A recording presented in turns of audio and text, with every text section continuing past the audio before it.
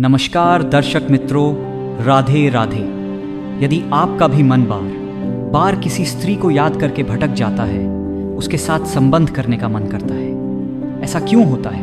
तो वीडियो के अंत तक बने रहे, आपको इस सवाल का जवाब जरूर मिल जाएगा। भगवान श्री कृष्ण कहते हैं, जिस प्रेम में किसी को अपवित्र किए बिना आत्मा से चाहा जाए, वही प्रेम पवित्र होता है। क्योंकि सच्चा प्रेम कहीं बाहर से नहीं आता, वह भीतर से जागता है और आत्मा से आत्मा तक पहुंचता है। ऐसा प्रेम ना तो खोजा जा सकता है, ना ही मांगा जा सकता है। वह तो ईश्वर की योजना से स्वतः प्रकट होता है। जो प्रेम केवल शरीर तक सीमित नहीं होता, वही आत्मिक प्रेम है। कृष्ण राधा को चाहते थे, मीरा कृष्ण को चाहती थी, मगर जीवन ने उन्हें रुक्मिणी के साथ जोड़ा। यदि प्रेम की पहचान केवल विवाह होता, तो राधा का नाम प्रेम की गाथाओं में सबसे प्रेम की वाह ऊपर ना होता।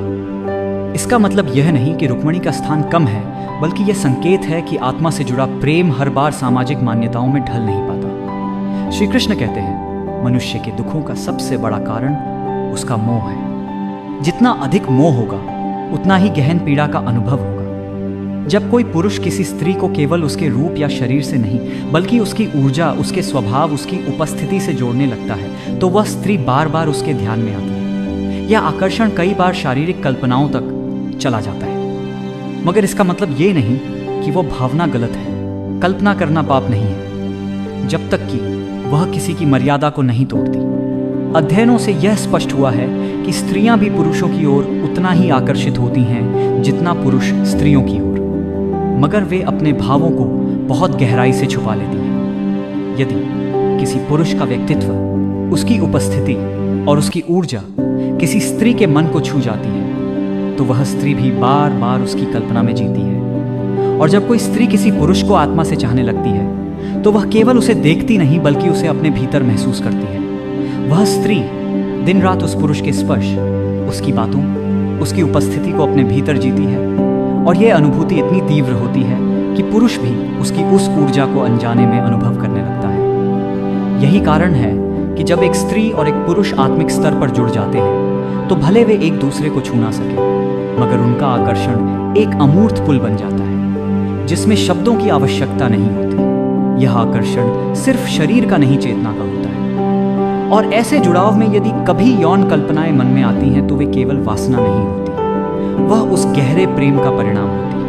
है, जिसे व्यक्ति शब्दों में नहीं कह पाता, सिर्फ महसूस करता है। जब कोई स्त्री किसी पुरुष को भीतर से अपनाने लगती है, तो वह उसे केवल देखने भर से सुकून पाने लगती है। उसकी आवाज़ सुनना जैसे कोई पुरानी रागिनी सुनना, उसकी आंखों में देखना जैसे किसी नदी के किनारे बैठकर खुद से बात करना हो। और यही वह क्षण होते हैं जब वह स्त्री खुद को उसी पुरुष की ऊर्जा में ढालने लगती है। वह उसके विचारों में खुल जाती है, उसकी स्मृति में समा जाती है, और फिर वह चाहकर भी उससे अलग नहीं हो पाती। उसके कपड़े पहनते हुए, बाल बनाते हुए, खाना बनाते हुए, काम करते हुए, हर जगह वह पुरुष उसके साथ होता है। एक मौन संवाद में बिना बोले, बिना छुए, बिना किसी अधिकार के। और फिर वही स्त्री अपने भीतर एक अनकहा युद्ध भी जी रही होती है, क्योंकि वह जानती है यह प्रेम अधूरा है। वह जानती है कि दुनिया इसे समझेगी नहीं। वह जानती है कि उसने जिस पुरुष को अपनी आत्मा दे दी है, वह शायद कभी उसका नहीं होगा। लेकिन वह फिर भी उस प्रेम से भाग नहीं पाती, क्योंकि वह केवल प्रेम कर रही होती है। कोई मांग नहीं, कोई दावा नहीं, केवल समर्पण, और ऐसा समर्पण जिसे कोई देख भी नहीं सकता और ना ही कोई माप सकता है। और जब ऐसा प्रेम एक पुरुष तक पहुंचता है, तो वह उसे अनुभव करता है। हाँ, वह अनुभव करता है। उसकी मौन पुकार, उसकी आंखों की नमी, उसकी छुपी हुई मुस्कान, और तब वह पुरुष भी विचलित होने लगता है। वह बार बार उसी स्त्री की ओर खींचता चला जाता है, बिना वजह उसे याद करता है, बिना प्रयोजन उसे महसूस करता है। और फिर उसके मन में भी वही इच्छा उठती है, स्पर्श करने की, छूने की, महसूस करने की। लेकिन सच तो यह होता है कि उसकी आत्मा पहले ही छू चुकी होती है। यही कारण है कि वह स्त्री उसके सपनों में आती है, उसकी कल्पनाओं में उतरती है, उसकी हर रात में सजी रहती है। और जब वह पुरुष उस स्त्री के बारे में सोचते हुए यौन कल्पनाओं में डूब जाता है, तो वह केवल शरीर नहीं चाहता होता, वह उस पूरे प्रेम को जी लेना चाहता है, जिसे वह शब्दों में बयां नहीं कर सकता। कई बार पुरुष यह सोचते हैं कि यह आकर्षण केवल वासना है, लेकिन अगर वह ईमानदारी से खुद से पूछे तो पाएंगे कि वह स्त्री उसकी चेतना में प्रवेश कर चुकी है, उसकी स्मृति में स्थायी हो चुकी है और अब उससे निकलना आसान नहीं है। क्योंकि जब किसी स्त्री की आत्मा किसी पुरुष के हृदय में उतर जाती है तो वह वहाँ एक घर बना लेती है और फिर वह पुरुष अनजाने में ही उसके लिए सजने लगता है, अपने बाल ठीक करता है, दाढ़ी संवारता है, कपड़े चुनता है और वह स्त्री बिना कहे उसका व्यवहार बदल देती है, उसकी प्राथमिकताएं बदल देती है और वह पुरुष महसूस करता है कि वह बदल रहा है, मगर समझ नहीं पाता कि क्यों यही वह रहस्य है जिसे कृष्ण ने राधा के माध्यम से समझाया। यही वह गहराई है जिसे मीरा ने अपने कृष्ण में जिया और यही वह प्रेम है जिसे दुनिया ने अक्सर अधूरा कहा, मगर वह अधूरापन ही उसकी पूर्णता थी, क्योंकि कुछ प्रेम पूरे होकर मर जाते हैं, मगर जो अधूरे रह जाए वे जन्मांतरों तक अमर हो जाते हैं। और आज जब आप किसी स्त्री को बार बार याद करते हैं, उसके साथ संबंध की कल्पना करते हैं, तो उससे पहले खुद से यह पूछें, क्या यह केवल शरीर की चाह है या आत्मा की पुकार है? क्या यह केवल आकर्षण है या वह स्त्री आपकी चेतना में उतर चुकी है? क्योंकि जब आत्मा किसी से जुड़ जाती है तब शरीर केवल एक माध्यम होता है उस प्रेम को प्रकट करने का।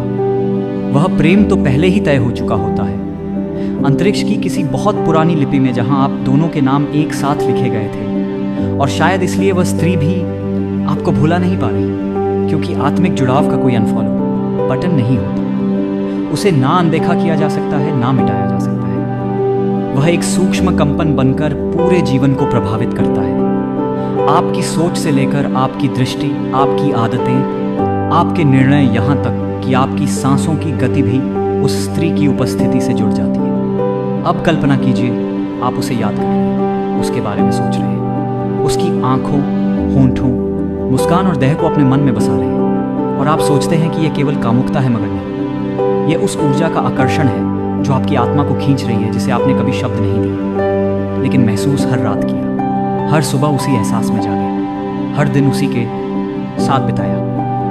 भले ही वह आपके सामने नहीं थी और वह स्त्री वह भी उस भावना को जी रही है, वह भी महसूस कर रही है कि कोई है जो उसे इतनी आपके सामने नहीं थी शिद्दत से याद करता है, कोई है जो उसे स्पर्श किए बिना जानता है। और यही वह रहस्य है जिसे विज्ञान क्वांटम इमोशनल लिंक कहता है, मगर भारतीय दर्शन इसे आत्मिक कहता है, संयोग कहता है। और जब ऐसा आत्मिक संयोग होता है तब संबंध की कल्पना भी पवित्र हो जाती है, क्योंकि वह केवल देह की सीमा में नहीं होती, वह चेतना की गहराई में होती है। वह स्त्री को तोड़ती नहीं बल्कि उसमें विलीन हो जाती है और तब आप दोनों का मिलन केवल बाह्य नहीं रहता, वह एक आध्यात्मिक एकता बना जाता है। इसलिए संबंध की इच्छा को पाप ना समझें। अगर वह आत्मा की पुकार से आई हो तो वह तपस्या है, वह समर्पण है, वह पूजा है। और हाँ, अगर वह स्त्री वास्तव में आपकी आत्मा में बसी है तो वह कभी भुलाई नहीं जा सकती, क्योंकि आत्मा जिसे चुनती है वह शरीर का इंतजार नहीं करता, वह हर जन्म में उसी के लिए जागती है, उसी के लिए रोती है और उसी के लिए मुस्कुराती है। बहुत सुंदर आपने जो और आगे कहा, वह केवल दो शब्द नहीं बल्कि आत्मा की उस प्यास का संकेत है जो सत्य, प्रेम और अनुभूति के निर्जर की ओर बढ़ना चाहती है। इसीलिए अब हम उसी बहाव को और गहरा करते हैं, जहां स्त्री और पुरुष का संबंध केवल देह तक सीमित नहीं होता बल्कि आत्मा की उस सूक्ष्म रेखा को छूने लगता है जिसे संसार नियति कहता है। और आर्ष मुनि रथो तो चलिए अब उस अनुभूति के अगले अध्याय में उतरते हैं। जब कोई स्त्री किसी पुरुष की चेतना में प्रवेश कर जाती है तो वह उसे बिना प्रवेश कर जाती है कहे सुन लेता है, बिना छुए महसूस कर लेता है और बिना देखे पहचान लेता है। यही वह अवस्था होती है जहां प्रेम संवाद से नहीं संवेदना से पनपता है। और जब ऐसा होता है तब संबंध की इच्छा केवल इच्छा नहीं रह जाती, वह एक पुकार होती है, एक सम्मेलन की एक आत्मा के भीतर उतर जाने की पुकार, जिसमें देह माध्यम भर होती है। लेकिन मिलन आत्मा का होता है और कई बार यह मिलन कभी घटता ही नहीं, फिर भी भीतर एक तृप्ति रहती है, क्योंकि आत्मा ने अपना स्पर्श कर लिया होता है। आंखों ने जो नहीं देखा, मन ने जो नहीं पाया, चेतना ने उसे पहले ही आत्मसात कर लिया होता है। और यही वह कारण है कि वह स्त्री बार बार आपके ख्वाबों में आती है और आप समझ ही नहीं पाते कि यह कामना है, भावना है या पूर्व जन्म की स्मृति पुरुष सोचता है। मैं उसे केवल चाह रहा हूं, मगर वह नहीं जानता कि चाहत केवल उसकी ओर से नहीं। स्त्री भी हर रात उसे अपनी बाहों में महसूस करती है। वह उसके नाम का कोई उच्चारण नहीं करती, पर उसकी सांसों में वही नाम गूंजता है। उसके स्पर्श की कल्पना में वह कई बार टूटती है,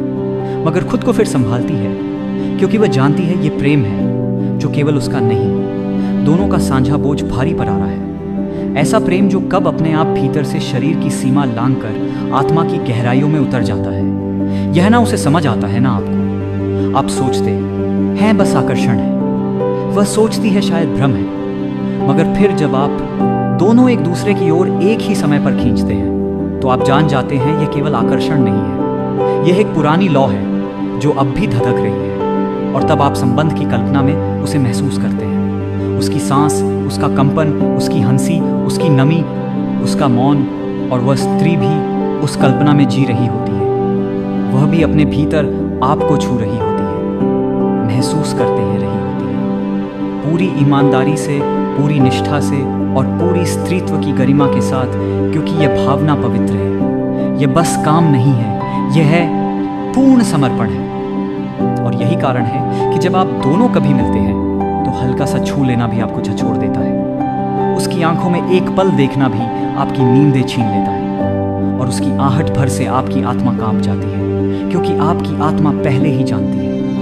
यही वह स्त्री है जिसके लिए मैंने कई जन्मों से प्रतीक्षा की है। कभी आप उससे बात भी नहीं कर पाए, फिर भी वह आपकी सबसे करीबी बन जाती है। कभी उसने आपको हाथ भी नहीं लगाया होगा, फिर भी आप उसके पास हर पल खुद को नग्न महसूस करते हैं। कभी आपने उसे प्रेम कहा भी नहीं होगा, फिर भी आपके सारे प्रेम उसी के नाम लिखे जा चुके होते हैं। यही वह ऊर्जा है जिसे वेद ऋतु कहते हैं, यानी जीवन की वह समयवधि है जिसमें आत्माएं संयोग की ओर बढ़ती है।